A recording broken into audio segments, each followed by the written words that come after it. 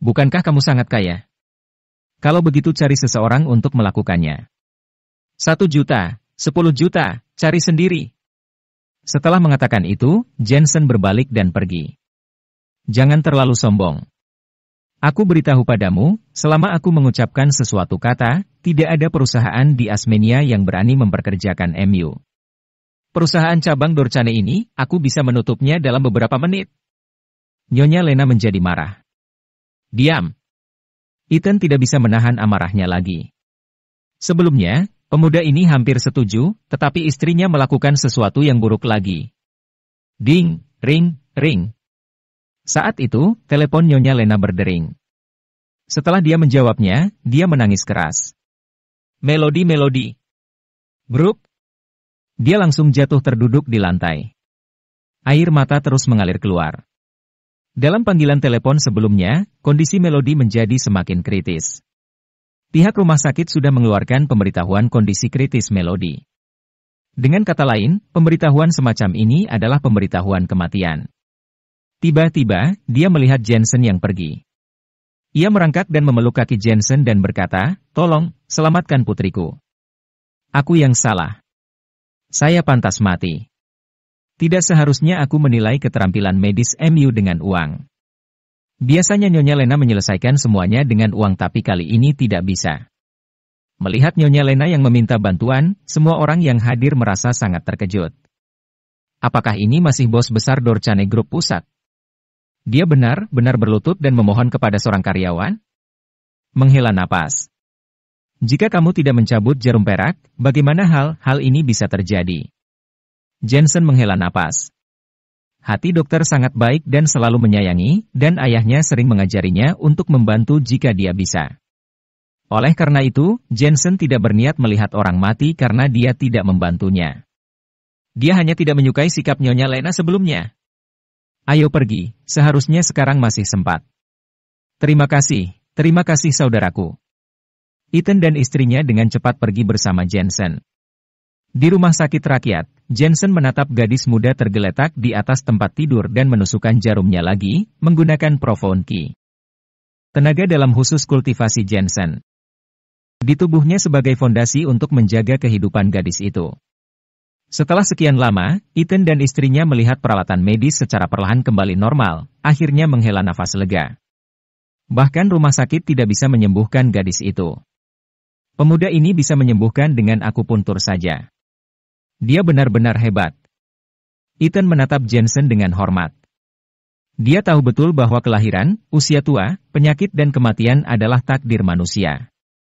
Tidak peduli seberapa kaya dia tidak bisa mengubah hasil ini. Namun, jika dia bisa mengenal seorang dokter pengobatan huasia dengan keterampilan medis yang sangat baik, dia akan dapat mengurangi masalah yang dia temui.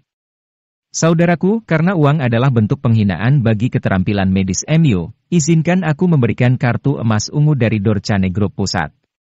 Kartu emas ini hanya untuk Dewan Direksi. Kamu dapat membelanjakannya secara gratis di industri Dorchane Group manapun. Ethan mengeluarkan kartu emas ungu dan menghadiahkannya pada Jensen dengan kedua tangannya. Jensen awalnya ingin tidak mengambilnya, tapi Jensen takut Ethan mengejarnya terus-menerus, jadi ia menerimanya. Melihat Jensen menerimanya, Nyonya Lena merasa lega dan terus mengucapkan terima kasih. Sikapnya sangat tulus.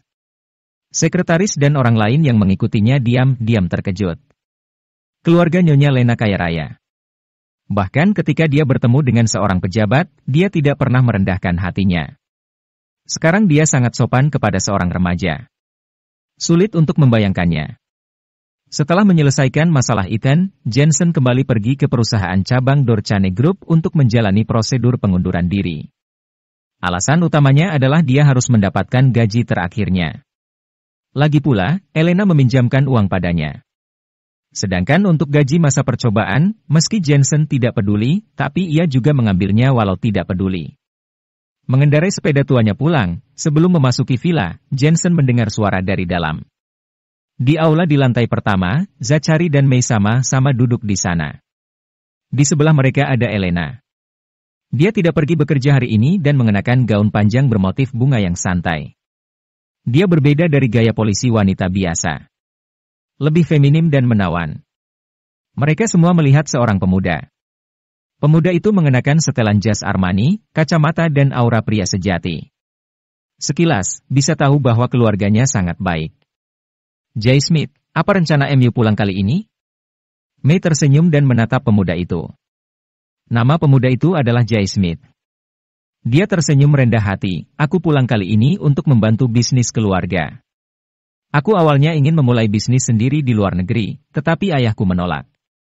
Bisnis grup menghasilkan ratusan juta setahun dan membutuhkan seseorang untuk mengurusnya. Aku tidak punya pilihan selain pulang. Anak muda ingin bekerja keras untuk karir mereka sendiri. Sangat bagus, tetapi industri keluarga tidak bisa tinggalkan. Aku telah melihat banyak generasi kedua yang kaya. Mereka semua adalah anak manja. Mereka hanya tahu bagaimana mengambil uang dari keluarga mereka dan tidak tahu bagaimana melakukan sesuatu. Orang seperti sangat jarang. Zachary berkata dengan kagum. Tidak, Paman Zachary terlalu memuji berlebihan. Pemuda itu mendorong kacamatanya dan berkata dengan sopan, tetapi matanya diam menatap Elena yang diam, dan hatinya merasa menyesal. Ketika dia masih kuliah, dia dan Elena adalah bintang kampus. Banyak orang mengira bahwa mereka pada akhirnya akan bersama. Tapi karena melanjutkan kuliah di luar negeri ia melewatkan kesempatan bersama Elena. Awalnya, dia mengira Elena akan menunggunya, namun Elena menikah dengan pria lain. Bahkan dirumorkan Elena menikah dengan seorang pria yang bodoh. Ini membuat hatinya sangat tidak rela.